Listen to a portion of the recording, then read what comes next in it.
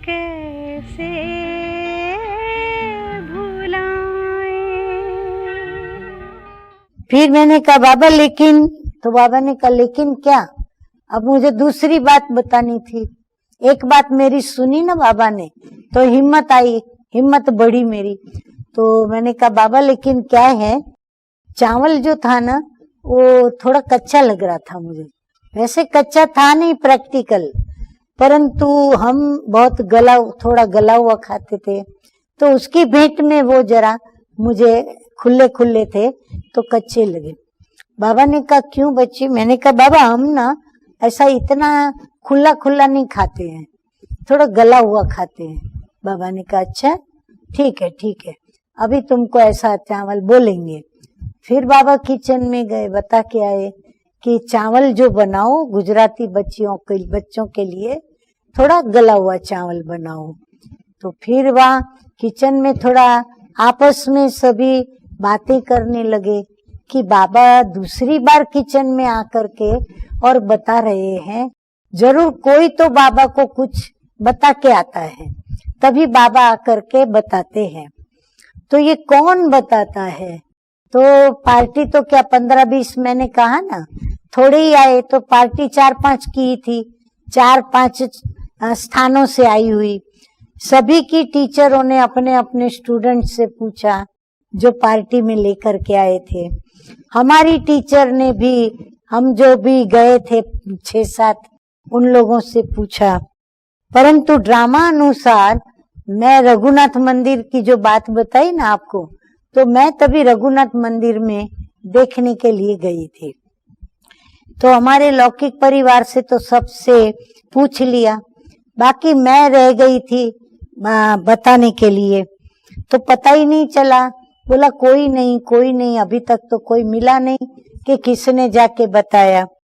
फिर हमारी लौकिक माँ को थोड़ा अंदर में सोच चला कि हो ना हो ये नलनी जाके जरूर बता के आई होगी, ये हर बात बाबा को जाके बताती है, और ये वैसे भी घर में भी ऐसे करती है, हर बात बता देती है, तो यही कुछ बता के आई होगी, गड़बड़ करके आई होगी। तो लौकिक माँ ने मुझे बुलाया, प्यार से बिठाया, प्यार से मुझे पूछा, और फिर मुझे बोला कि तू गई थी बाबा के पास? मैंने कहा गई थी। तो बोला कुछ बाबा से बातें हुई? मैंने कहा हाँ मेरी बातें हुई। बोला क्या हुआ बातें? मैंने कहा कुछ नहीं, मुझे तो बाबा ने पूछा तुमने खाया पिया, तो मैंने बाबा को पहले रोटी का बताया था, फिर रोटी देखो गोल फुल के मिलने लगे, फिर मैंने चावल की बात बताई आज, तो चावल की बताई तो बाबा ने कहा अच्छा कल से तुझे चावल भी अच्छा मिलेगा। तो बोला अच्छा तू ऐसा बता के आई, भले हर्जा नहीं। पर लौकिक माँ ने मुझे बहुत अच्छा पाठ पढ़ाया। मुझे बोला कि देखो तुमने ये फरियाद की, एक्चुअली तुमको लगता है कि तुमने दिल की बात बताई, लेकिन दिल की बात बताने के साथ साथ तूने वहां की कंप्लेन की। देखो बाबा किचन में गए, सभी को पूछने लगे, तो सभी को अंदर संकल्प चले कि कौन है जिसको ये चावल कच्चे लगे, अच्छे नहीं लगे, तो बाबा उनको बता के आए। तो ऐसे नहीं करने का। उस दिन की घड़ी आज की घड़ी लौकिक माँ ने बहुत कुछ समझाया। फिर उस दिन से आज की घड़ी मैंने कभी भी कोई फरियाद बड़ी दीदी दादियों को या बाबा मम्मा को कभी भी मैंने किसी की नहीं की। इवन किसी टीचर्स की, सखियों की भी मैंने कभी नेगेटिव बात वहां जाकर के नहीं बताई। ये एक मैं जीवन के अंदर पाठ सीख गई।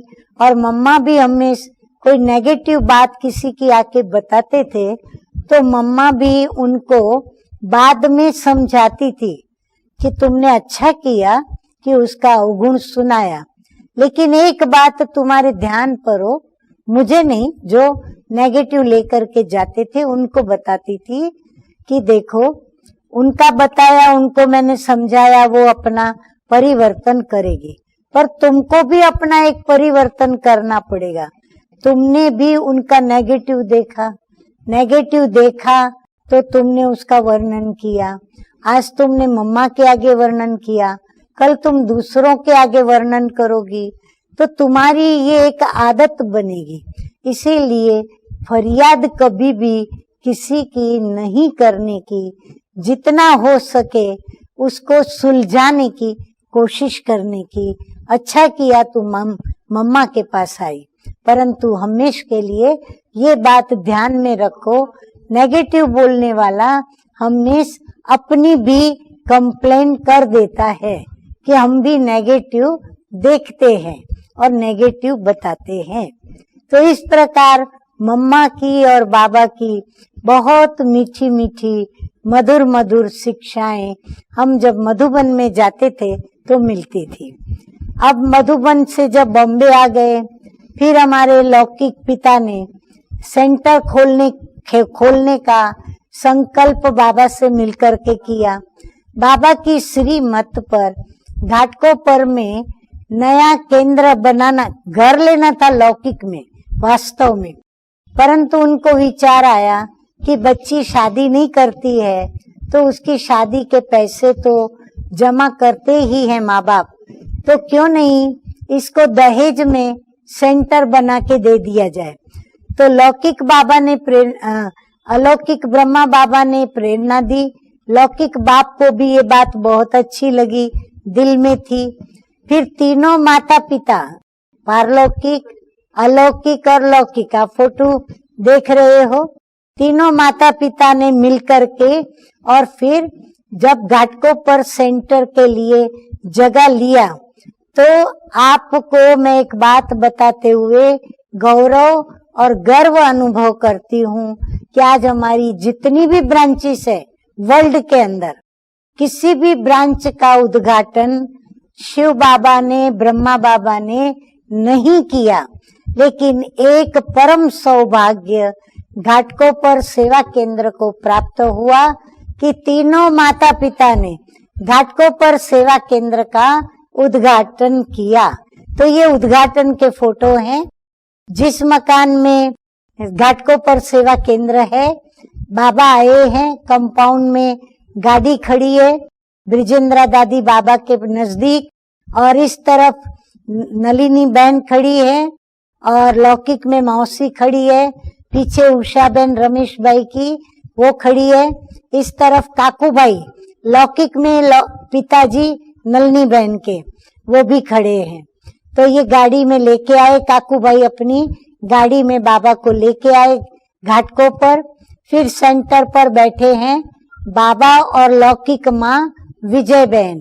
विजय बहन ध्यान में जाती थी, दिव्य दृष्टि प्राप्त थी, तो भोग लगाया बाबा के सामने, और काकू भाई भी बैठे हैं और सभी ने मिलकर के उद्घाटन का भोग लगाया।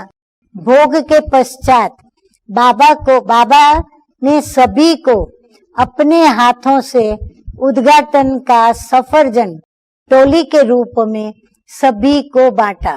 खुद बाबा एक एक को उनकी जगह पर जाकर के दिया, ऐसे नहीं कि किसी को बोल दिया, कोई खड़ा हो गया और टोली देता गया, नहीं। बाबा का इतना बच्चों से प्यार था, बाबा एक एक बच्चों को इतनी मीठी रूहानी स्नेह भरी दृष्टि से निहाल करते जाते और उनको टोली देते देते जैसे कि उनको पूरे वर्षे की चाबी ना देते हो, ऐसे सभी को बाबा अपने हाथों से टोली भी देते थे। तो इस प्रकार आए। फिर मम्मा भी आई, बाबा तो आके गए, लेकिन फिर मम्मा भी पधारी घाटकोपर सेवा केंद्र पर। तो ये मम्मा के भी कुछ 2-3 फोटोग्राफ्स हैं।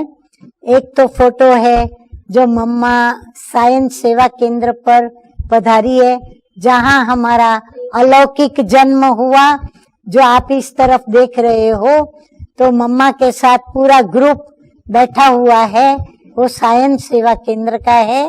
लौकिक पिताजी भी हैं, नलनी बहन भी है उसमें, बहुत कुछ भाई बहने हैं। और फिर ऊपर में आप देखेंगे काकू भाई जो लौकिक में पिताजी हैं, वो मम्मा का जो मम्मा बोल रही है उसका माइक पकड़ के और कैसेट भर रहे हैं। नीचे फोटो है कि मम्मा ने क्लास कराया, भोग लगाया, फिर सभी ने भोग स्वीकार किया। उसके पश्चात मम्मा को हम लोगों ने भोजन कराया, तो मम्मा को नाश्ता भोजन भी वहीं कराया था। तो लौकिक माँ उनको चम्मच से भोजन खिला रही है, ब्रिजेंद्र दीदी भी है, मैं भी हूँ। और इस प्रकार मम्मा ने हमारी पालना की। हम मम्मा को कुछ प्यार से एक गिट्टी मात्र खिला पाए।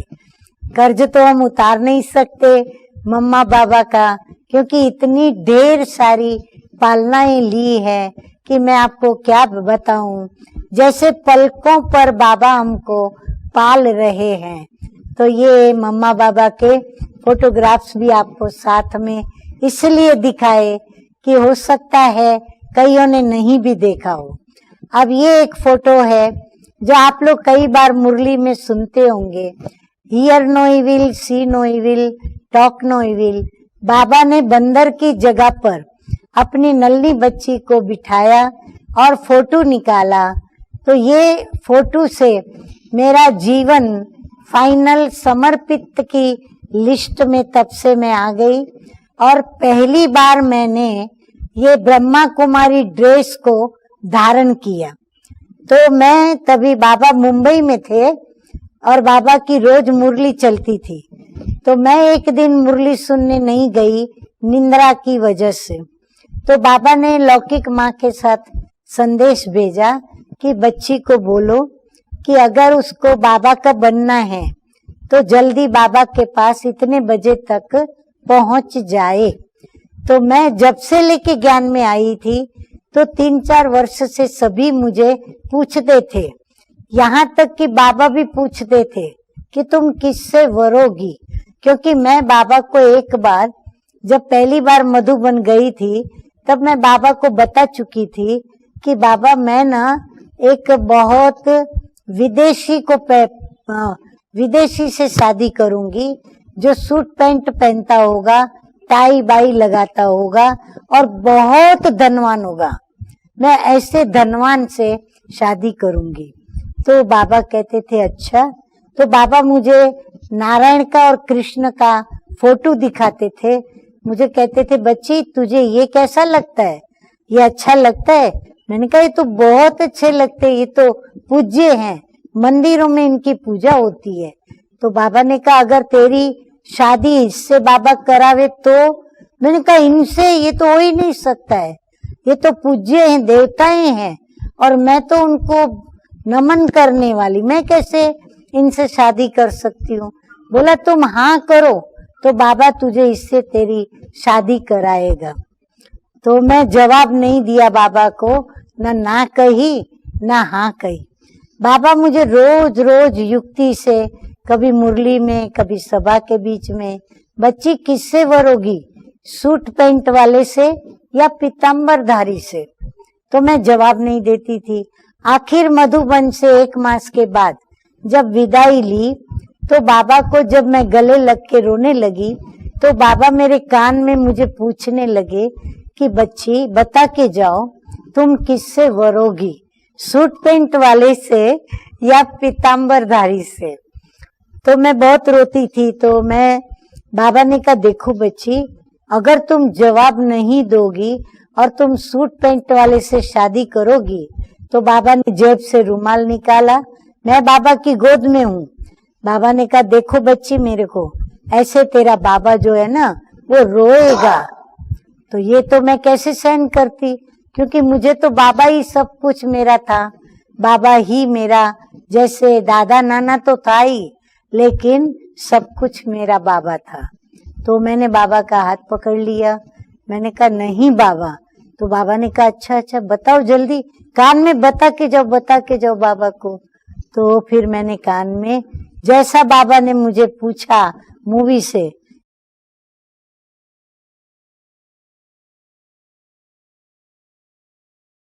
तो मैंने भी सुनाई पड़ा आप लोगों को?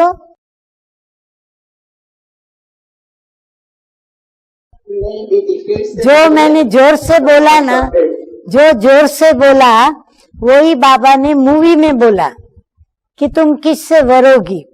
तो फिर मैंने भी जवाब वैसे ही दिया कि बाबा मैं पीतांबरधारी से शादी करूंगी।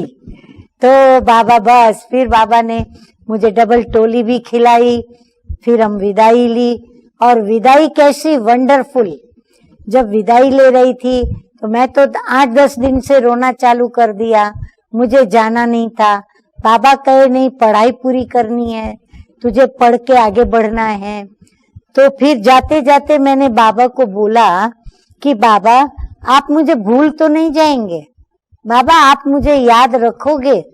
तो बाबा ने कहा, अरे बच्ची तुम तो बाबा को बहुत प्यारी हो, तुम न विसरो। परंतु ये बाबा कैसे है पता है, न विसरो न याद रखो। फिर बाबा ने हमको बादाम, इलायची और पिस्ता काजू की टोली हमको विदाई में खिलाते थे। तो हम वो विदाई की टोली खाई और फिर हम वापस आते थे। और हमारा ड्रामा में पार्ट बहुत अच्छा था। बाबा 3-4 महीने के लिए आते थे मुंबई में, मम्मा भी 2-3 मास के लिए, कभी 4-6 मास के लिए आ जाती थी। फिर हम भी जाते थे तो 1 मास 20 दिन 25 दिन मधुबन में रहते थे। फिर घड़ी घड़ी भी आना जाना होता था। तो ऐसे आना जाना बहुत होता रहा। तो करीब हमने 15-16 साल बाबा के अंग संग खूब पालना ली और अनन्य वत्सों की तरह पालना ली। वारिस जो थे तो वारिस बन के चलेंगे।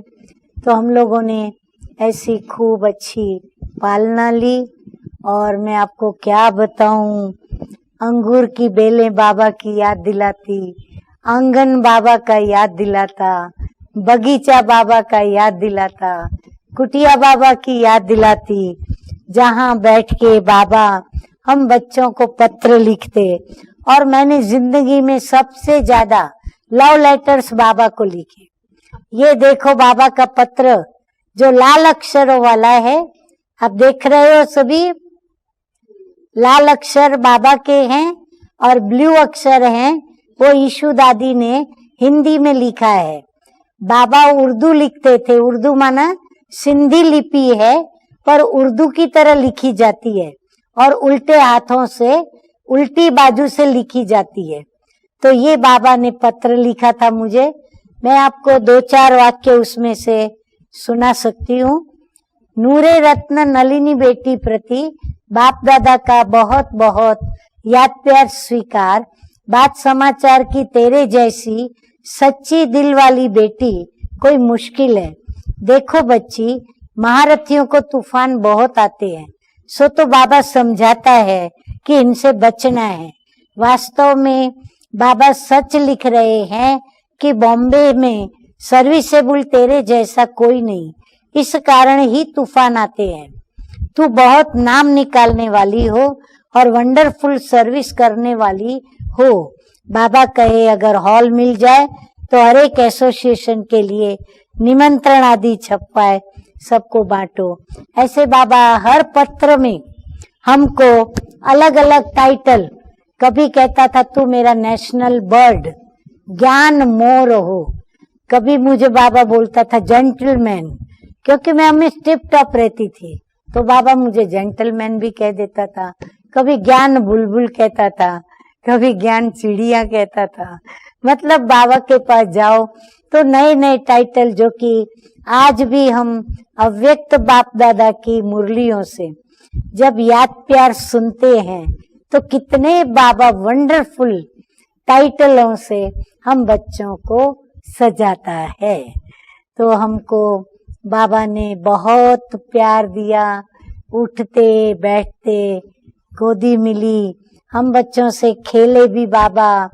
और खेल भी पता है, बैडमिंटन, बाबा तो वृद्ध थे तो भी बाबा हम बच्चों से बैडमिंटन, अब मैं तो 14-15 साल की, परंतु मेरे साथ तो बाबा का ये एक स्वभाव था, बच्चों के साथ बच्चे, युवा के साथ युवा, बुजुर्गों के साथ बुजुर्गों के। तो बाबा जैसी उम्र के बच्चे, जैसी क्वालिटी कैटेगरी के बच्चे आते थे, बाबा उनके समान बनकर, उनका मित्र बनकर, उनका परिवार का बड़ा सदस्य बनकर कभी श्रीमत देगा, कभी राय देगा, कभी उनको अपने विचार देगा, कभी उनके काम करके देगा, कभी उनकी गरीबी हटाएगा, कभी रहम दिल बन करके करुणा बरसाएगा। हर एक को जैसी क्वालिटी का बच्चा सामने आएगा, बाबा निर्भेद, निसंकोच और हर एक को, चाहे ज्ञानी हो अज्ञानी हो, शाहूकार हो गरीब हो, सबको अपना रूहानी प्यार एक जैसा लुटाता था। ऐसे नहीं शाहूकार को ज्यादा, गरीब को गरीब समझ के कम नहीं, गरीबों को ज्यादा प्यार करता था। और माताओं को तो मैं क्या बताऊं, माताएं सभी सुन रही हो, कन्याएं, बहनें, टीचर्स सभी सुन रही हो, बाबा माताओं को, बहनों को बहुत प्यार करता था। ये जो हिस्ट्री हॉल है ना, तभी नया नया बना था। बाबा हिस्ट्री हॉल में जैसे ही दरवाजे से आता था तो माताएं पहले सामने बैठी हुई होती थी, फिर उस तरफ भाई लोग बैठे होते थे। तो बाबा की संदली माताओं के सामने, तो बाबा आके माताओं के सामने खड़े हो जाते थे और पता है क्या करते थे? त्रिलोकी नाथ, त्रिकालदर्शी, त्रिनेत्री, देवों के देव बनाने वाले, गुरुओं के गुरु, गुरु नाम गुरु, जगत गुरु, सतगुरु, जिसके पहले कोई नहीं था, बाद में कोई नहीं, जिसका कोई माता पिता नहीं, न कोई माता पिता होगा, ऐसा हमारा बाबा, भगवान, ईश्वर, खुदा, अल्लाह ब्रह्मा के तन में आकर क्या करता था पता है? बाप दादा दोनों मिलकर माताओं को पहले आकर के खड़े होकर के कहता था वंदे मातरम। पहले माताओं को वंदना करता था। और आपने हिस्ट्री में भी सुना होगा, बाबा जौहरी था परंतु खूब धनवान था, तो बाबा ने पूरा अपना धन अपने भागीदार को उसके हिस्से का देकर, अपनी जो उनकी दौलत थी बाबा की, वो बाबा ने माताओं का ट्रस्ट बनाकर सब कुछ शिव बाबा को समर्पित कर दिया। एक कौड़ी भी अपने लौकिक बच्चों के लिए भी नहीं रखी। सब कुछ, जो कुछ मेरा है सो सब कुछ तेरा, ये प्रैक्टिकल करके दिखाया।